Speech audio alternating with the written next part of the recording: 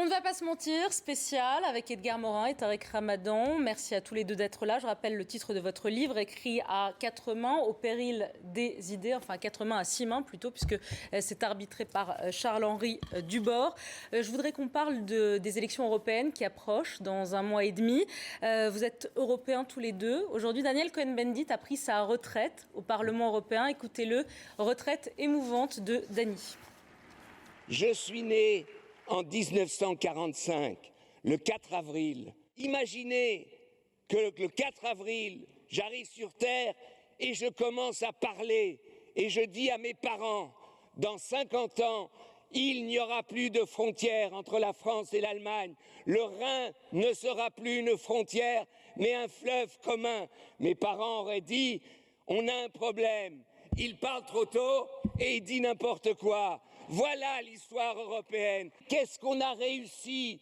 Vous l'avez tous dit, on a réussi l'invraisemblable. Alors voilà, il parle avec fougue de l'Europe, on a réussi l'invraisemblable, il parle de la paix entre l'Allemagne et la France. Vous l'avez connu, Edgar Morin, vous avez été résistant. Aujourd'hui, ce discours-là, pardonnez-moi, mais ça passe plus chez les jeunes Européens qui ont divorcé de l'idée européenne. C'est très vrai parce qu'en réalité, le projet européen tel qu'il était à l'origine n'a pas abouti. C'était un projet avant tout politique et culturel qui a échoué parce qu'il y avait des résistances des États nationaux, notamment la France. Et comme il n'y a pas pu y avoir d'unité politique, il y a eu l'unité économique parce qu'il y a eu une grande prospérité, mais cette unité elle-même est fragile, on l'a vu avec la crise de l'euro. Donc l'Europe est inachevée, elle est en crise parce qu'elle n'arrive pas à s'approfondir tout en n'arrivant pas à s'élargir vraiment.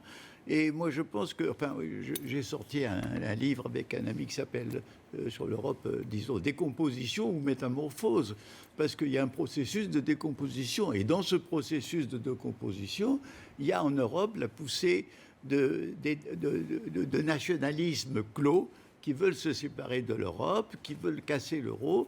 Et alors, la question, c'est de réfléchir, de savoir, à mon avis, quels seraient les avantages économiques de sortir de l'euro et quels seraient les inconvénients. Je pense, si vous voulez, que moi, l'Europe était une belle idée, parce que c'était une idée de paix, une idée d'union, une idée de communauté, et qui était peut-être un modèle à proposer aux autres. Déjà, en Amérique latine, il y a un début d'un mouvement pour unir ces pays d'Amérique latine. Je regrette beaucoup qu'au Maghreb, qui ont tellement de points communs, ils n'arrivent pas du tout à s'associer.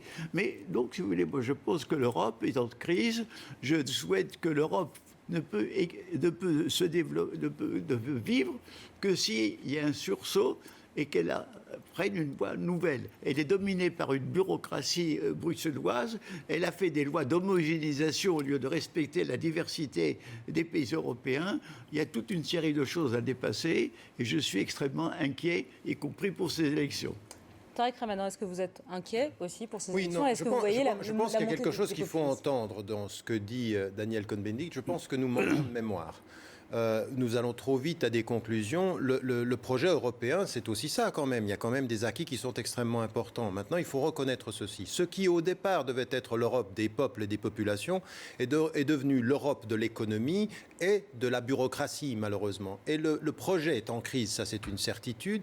Le problème que nous avons aujourd'hui, et qui est en train de se retourner contre le projet européen, c'est que ceux qui n'ont pas forcément eu de grandes plateformes au niveau national sont en train de développer une plateforme européenne de populistes, de gens qui étaient soit à l'extrême droite auparavant et qui sont en train de se retrouver, Geert Wilders aux Pays-Bas, avec Marine Le Pen, avec la Liga en Italie, qui se mettent ensemble et qui trouvent dans la plateforme européenne la revendication de l'identité nationale. Et c'est finalement le projet qui se retourne contre lui-même. Mais ça vient de quoi cela? Ça vient du fait que ceux qui sont à Bruxelles, ceux qui pensent l'Europe aujourd'hui, le pensent comme une puissance économique. Mais quelle est la politique étrangère de l'Europe? Quelle est la politique à l'intérieur de l'Europe, à l'intérieur du continent? L'Europe ne peut pas survivre sans immigration dans le futur. Et on nous développe un discours sur les étrangers qui seraient les parias de l'Europe. Il n'y a pas de survie économique. Donc il faut qu'on règle la quadrature quadrature du cercle. La résistance à la diversité culturelle, elle ne peut pas aller avec la survie économique qui doit avoir besoin de ces immigrés. Donc il y a une vraie philosophie, une réconciliation que l'Europe doit vivre avec ses propres valeurs. Et aujourd'hui, elle vit en contradiction avec elle-même et offre aux populistes la capacité d'agir contre elle. Donc c'est un contre-projet que nous sommes en train de voir à l'œuvre. Ils vont gagner, les populistes, là, dans 3 semaines, selon vous? Marine Le Pen va faire un excellent score aux européennes, selon vous? Edgar Morin, Tariq Ramadan. Est-ce que, quand vous entendez Edgar Morin, parfois certains dire on vit un climat années 30, est-ce qu'il est pertinent? Est-ce que cette comparaison avec le climat des années 30 est pertinente, ou est-ce que c'est trop fort, c'est exagéré? Il y a une chose qui est semblable, c'est que l'ampleur de la crise économique a provoqué toute une série de réactions, je dirais, de clôture, de fermeture, de caractère nationaliste clos. Ça, c'est vrai. Mais la différence, si vous voulez, c'est qu'à l'époque, il y avait d'abord une puissance expansionniste qui était l'Allemagne nazie, qui voulait des colonies en Europe. Et aujourd'hui, bon, il n'y a pas ça. On peut dire que peut-être la Russie de Poutine, elle a des ambitions hors de son territorial, mais ces ambitions actuellement, elles sont limitées à des régions qui faisaient partie de l'ancien empire tsariste et de l'ancienne Union soviétique. Donc il n'y a pas ce type de danger.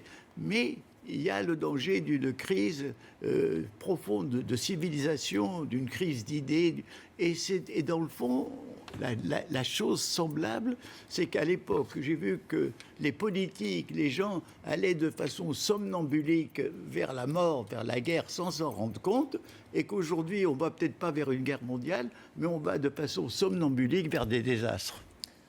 Merci à tous les deux d'avoir participé à ce débat. Je remontre votre livre, ça s'appelle Au péril des idées, c'est aux éditions des Presses du Châtelet. Merci d'être venu sur iTélé. Il faut le lire, ce livre, et notamment le chapitre sur l'intime, où vous parlez de votre mère que vous avez perdue à 10 ans. Vous expliquez notamment pourquoi ça a joué et comment ça a joué dans votre formation et dans vos théories ensuite, plus tard. Et vous aussi, vous parlez de votre culture occidentale et de votre foi musulmane également. Et c'est un des plus beaux chapitres du livre. Merci à tous les deux d'avoir participé à ce débat sur iTélé. Très bonne soirée.